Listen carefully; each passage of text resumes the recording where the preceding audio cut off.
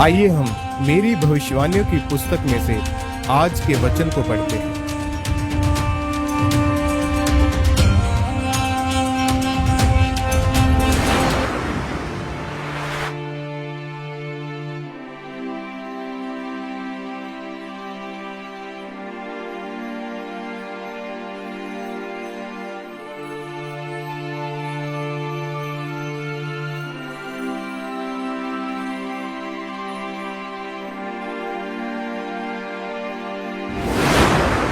परमेश्वर के साथ समय व्यतीत करना, जैसे कि मत्ती 13 उसके 24 से 26 आयतों में लिखा है।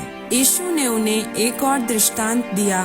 स्वर्ग का राज्य उस मनुष्य के समान है जिसने अपने खेत में अच्छा बीज बोया, पर जब लोग सो रहे थे तो उसका बैरी आकर गेहूं के बीज जंगली बीज बोलकर चला गया। जब अंकुर निकले और बालें लगी तो जंगली दाने के पौधे भी दिखाई दिए। मेरे प्रियो, बाइबल में लिखा है कि परमेश्वर का राज्य उस मनुष्य के समान है जिसने अपने खेत में अच्छा बीज बोया, और जब उसने बीज बो दिया तो उस घर का मालिक और नौकर सब सो गए। तभी जब वे सोए हुए थे तो एक शत्रु ने आकर वहां जंगली बीज बो दिया, और जब अच्छे पौधे उगे तब उनके साथ में जंगली पौधे भी निकल आए। जब उस मालिक को जंगली पौधे दिखे तो वो सोचने लग गया कि यह क्या हो गया, पर ऐसा इसलिए हुआ था क्योंकि वो उस समय सो रहा था। इसलिए मेरे प्रियो, आप अपने जीवन में कभी भी लापरवाही मत करें, क्योंकि शैतान हर समय इस ताक में रहता है कि कब यह व्यक्ति परमेश्वर की हुजूरी में बैठना छोड़े और मैं इसके जीवन में काम कर सकूं।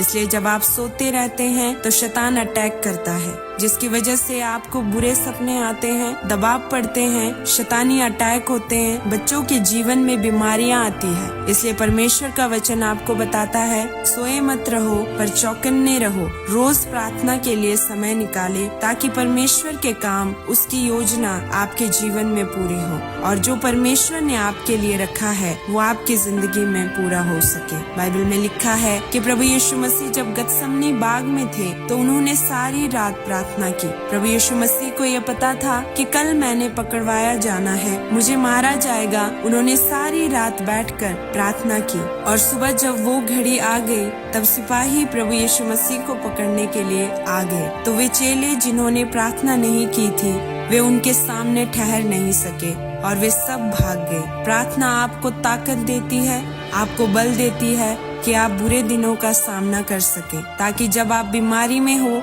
दुखों में हो, तो आप परमेश्वर में खड़े रह सके। प्रार्थना ही है जो गढ़ों को गिराती है और आपके शत्रु को हराती है। परमेश्वर का वचन कहता है कि जो प्रार्थना करते रहते हैं वे नया बल प्राप्त करते हैं। वो कभी थकते नहीं, वो कभी भी शर्मिंदा नहीं होते, और वह उकाबों की नाई उड़ते हैं। इसलिए मेरे प्रियो, परमेश्वर के लिए रोज अपने समय को बोएं। जब मैं मसीह में आई थी तब मेरी यह कमजोरी थी कि मैं दूसरों के सामने बोल नहीं सकती थी। मैं यह प्रार्थना करती रही कि परमेश्वर मुझे चंगा कर, मेरे गले को छू, पर मुझे कोई भी जवाब नहीं मिलता था। जब मैं कॉलेज में जाती थी तो मैंने यह सोच कर जाना कि आज तो मैंने बोलना ही बोलना है, आज पूरी क्लास में मैंने व्याख्या करना ही करना है, लेकिन कुछ नहीं होता था। फिर जब मैंने परमेश्वर की महिमा के लिए मांगा कि परमेश्वर मेरे जीवन में ये गवाही दे जो मैं 12 साल से इस कमजोरी में हूँ, मेरी ये कमजोरी दूर कर, मेरे गले को छू, मुझे दलेरी दे ताकि मैं तेरे सुसमाचार का प्रचार कर सकूं, तब तेरी ही महिमा होगी।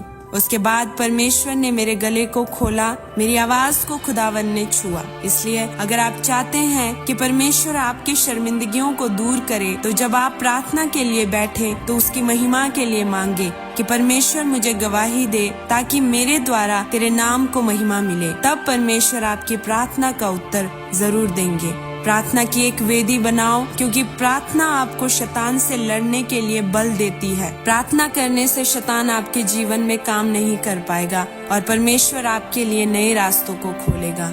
आमीन।